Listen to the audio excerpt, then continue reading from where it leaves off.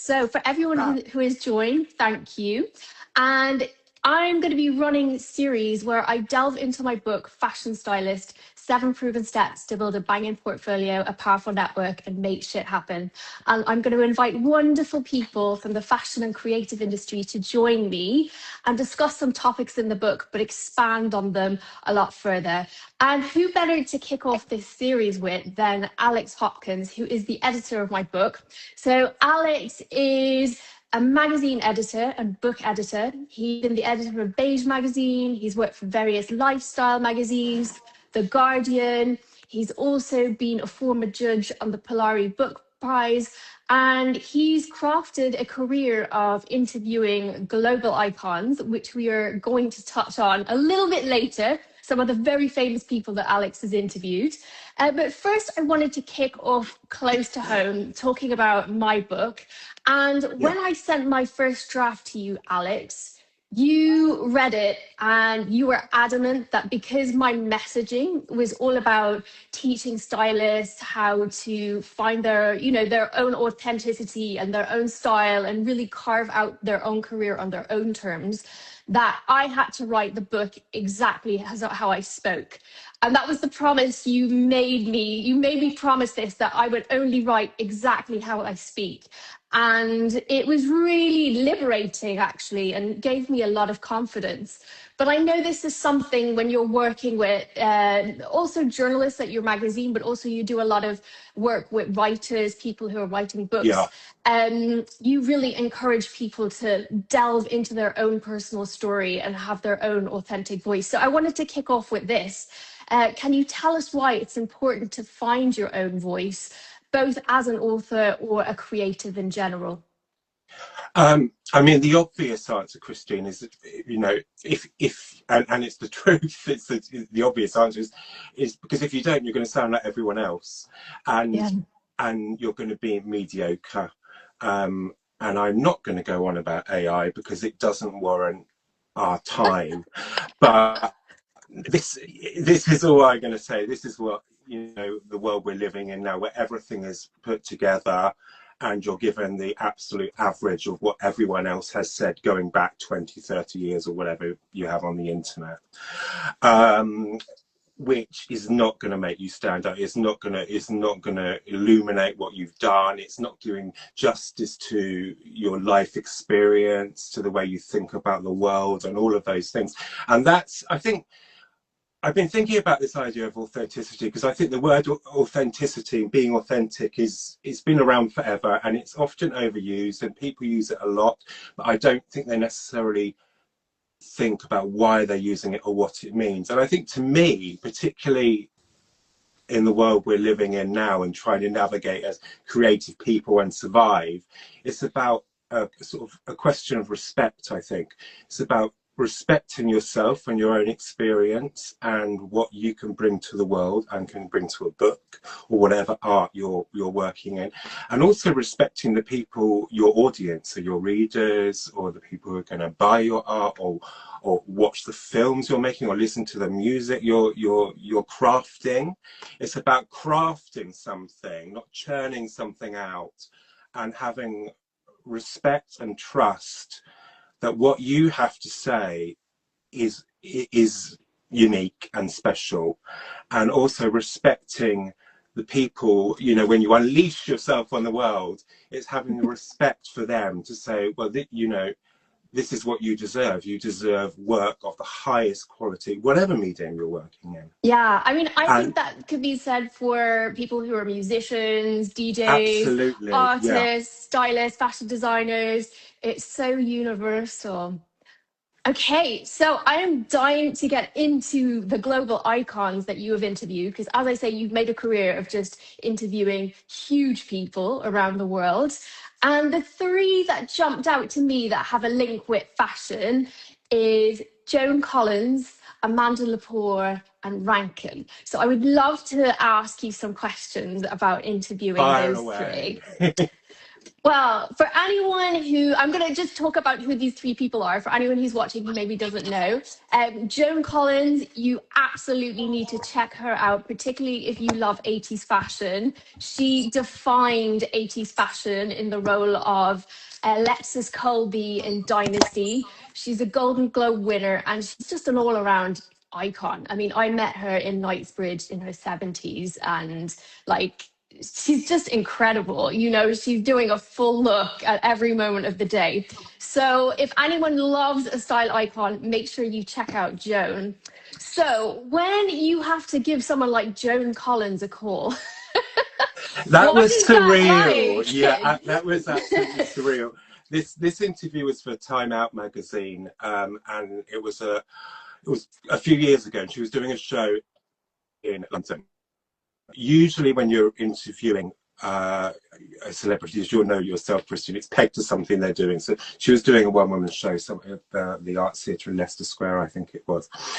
And I had a very tight brief, and the brief was to ask La Collins about her top Dynasty catfights. So that was the brief. Ah, Yes. that's really cool. That's So interesting. yeah, for that week's column. So I got on the blower to her. I got through to her husband Percy, whose number I think I still have somewhere, and he answered the phone and said, "Percy's here. Are you waiting to speak to Dame Joan?" And he put me through, and it was surreal because I was doing the interview from my bed I in love that. my That's so casual. yeah, absolutely, in my not very glamorous flat share in Stockwell. And I thought, well, as it's La Collins, I can have a cigarette on the go, you know. And she was doing the interview from the side of her pool at her villa in Saint-Tropez. So yeah, it was surreal, but it was great, and she was very gracious and very, as you would expect Joan Collins to be, very grand. Was there anything memorable that she said from that interview? One Yeah, she memorable said to, piece? because I was asking her about her top cat fight. So I, at one point, I said, "Oh, that's when you did blah blah blah blah," and she's paused. She took a breath and she said, "My, you do know your Dynasty, dear." I love it. So, like, I of loved it. It course. was fun. And then I went to see the show and I think I reviewed the show. It wasn't for Time Out though. I might have reviewed it for Beige. Um, Mm. yeah, so that was a surreal experience. Surreal indeed. So while we're on the subject of divas, let's move on to Amanda Lepore, another icon, and anyone who wants to be a fashion stylist, check her out. You know, she's a model, actress, performance artist, the muse of so many photographers, including David LaChapelle. And she's crossed over into the world of fashion so many times. She's done a burlesque show for the Mugler after the Mugler show. So she's a real icon. But when you have to speak to an icon like that, how do you research someone to make sure you're actually getting the most authentic story out of the interview? Um, I mean, I can only talk about the way I do it. I don't spend I never spent ages and ages researching the people I've interviewed. I wasn't aware of who Amanda Lepore was before I did this interview, which I think was good. um, so I did some basic reading up, but the interview was actually took place in one of the craziest atmospheres I've ever interviewed someone. It was backstage at the Summer Rights Festival in whatever park it was in London that year. And so it was the time she was bringing out an album. So she performed on stage, debuted her album, and was sort of almost carried onto the stage, which I thought, well, that's a great peg to start the write up on. And then I was ushered backstage into all these porter cabins, and there were all these absolutely gorgeous go-go boys walking around in gold hot pants, which was distracting. And I was pushed into this porter cabin, and all these people rushing around, you know, you can imagine, can't you? Champagne being sloshed everywhere over my shoulder at one point, Wow. and So then quite a contrast from your interview with Joan Collins. yeah. But that's what you know, that's what's so great about being a journalist, because you get to meet all these people and you're put in these bizarre situations, and it's, you know, it's just fascinating. So from backstage of the show to Rankin. Yes. So huge photographer, has photographed everyone from the Queen to Kelly Rowland, has done music videos for people like Khalees, has been a judge on Germany's Next Tech Model and founded Dazed and Confused back in the 90s. He's done so much, hasn't he? He's done so much. How do you just strut into his office, sit down and have a chin wag? Did you find out how he stays creative and how he manages to produce so much work all the time? I mean, he's just incredible. Yeah, he is amazing. And I actually looked at the interview earlier on, because it must be about 10 years ago. I think it's about 2014. So yeah, I met him at his office, which was this sort of glass panelled office in Kensal Green, I think it was. And I could see him through the glass, and he was talking to his team, and I could hear him saying, "Yes, but you're 27, I'm 47," and he was saying to his team. So bearing in mind Rankin's reputation, which was somewhat a straight shooter, he has a reputation for being a straight shooter, I was like, okay, how is this going to go, you know? But he was adorable. He was so charming and so down to earth, and a dream to interview, because he just talked and talked and talked in these, you know, long sentences, and, you know, segue to the next one, all of it very eloquently put together, and was just fascinating. And, you know, so how does he stay creative? Really, how does he stay so creative? Did he mention? He was bringing out, it was at the time he was doing a big retrospective, and he was launching Hunger magazine. Okay. And he brought out a big book of his work, which I think was called More.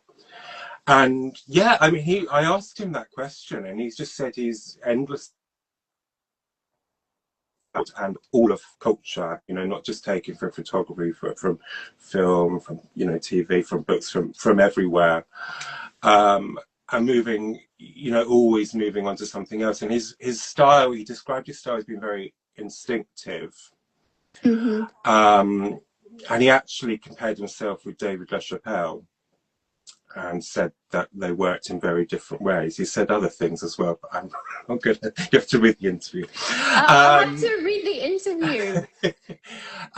But yeah, and you know, he just done it. What I think was so interesting about Rankin. He does all the celebrity work and so forth. In fact, I was given 40 minutes to speak to him, because Brian Ferry from Roxy Music was going to be coming in straight afterwards, and he was going to photograph him. So he does all that sort of work, but he also does sort of portraiture work, and he'd take pictures of himself growing older and this sort of thing. And he'd done a big exhibition photographing thousands of ordinary people, i.e. not celebrities, in Liverpool. So just the whole gamut. And I think that applies to all creative people, all artists. They just have to immerse themselves in as wide a culture, wide experience as possible to stay relevant and to keep making new work, you know? Absolutely. I couldn't agree more. So with years, decades of interviewing the biggest cultural icons around the world, how do these experiences shape the way you coach the authors that you work with now?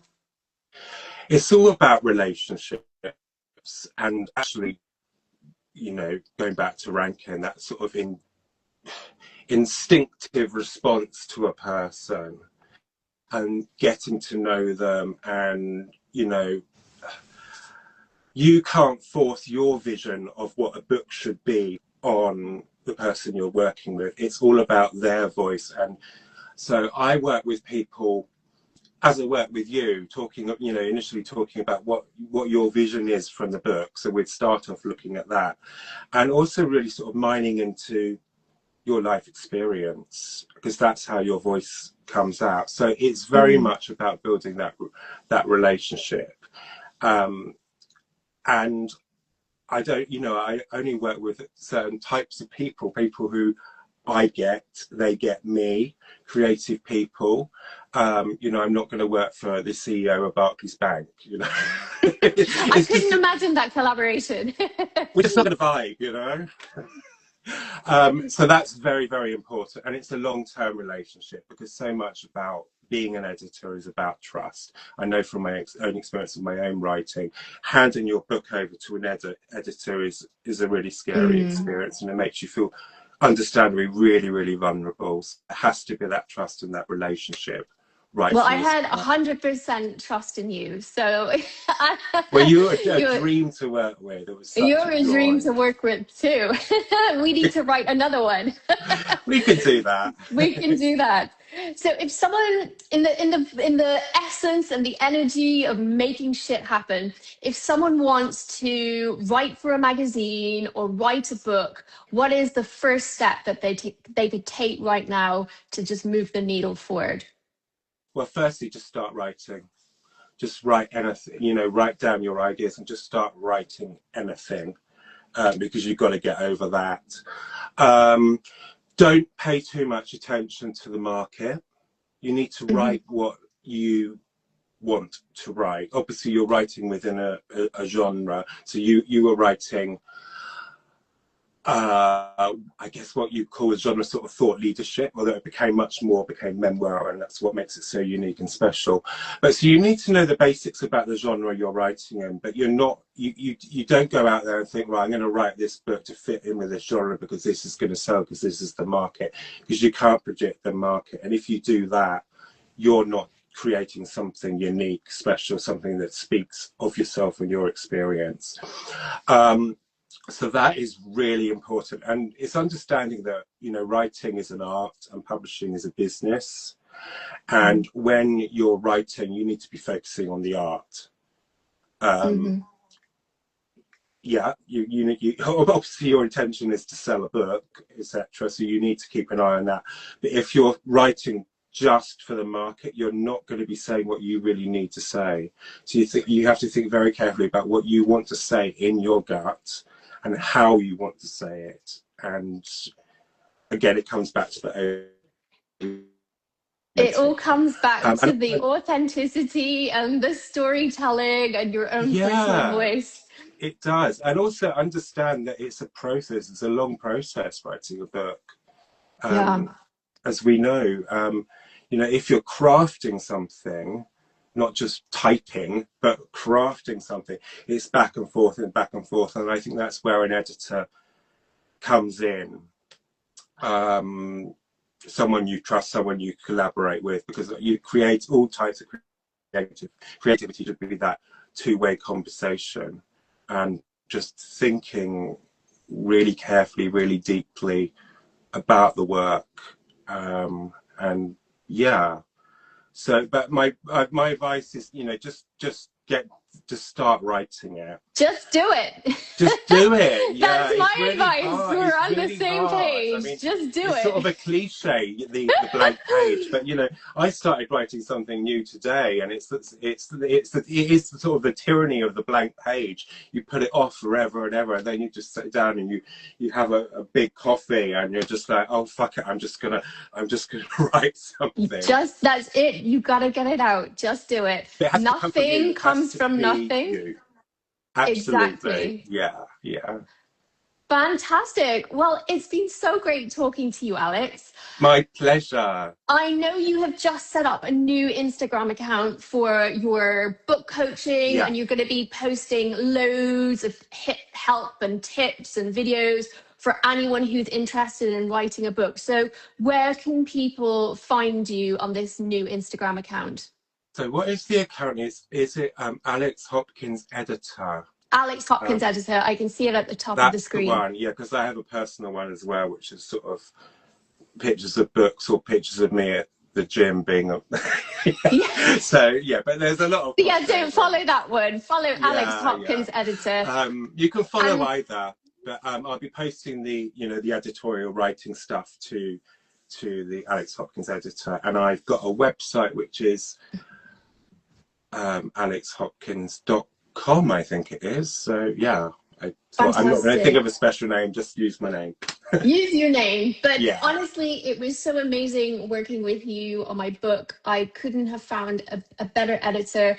And I know there's been so many people out there asking me about who do I recommend as an editor, or how can I start writing a book? And I'm going to add the details for your website, because you offer so many different types of coaching and developmental editing and proofreading, and taking someone from the very first step right through to publishing. So you do all of those steps, and you've got various offerings. So I know a lot of people are going to be really interested in your website. So I'm going to make sure to post that. Thank you, Kristine. Yeah, just to add, I mean, there are various offerings on the website, but I'm very much about tailoring what I offer to the client, to the author. So if they want something else, and we have a chat and go from there. It's not, you know, I don't work in this sort of rigid way. It's finding out what people need. But yeah. You are a true artist. Anyway, so good to see you.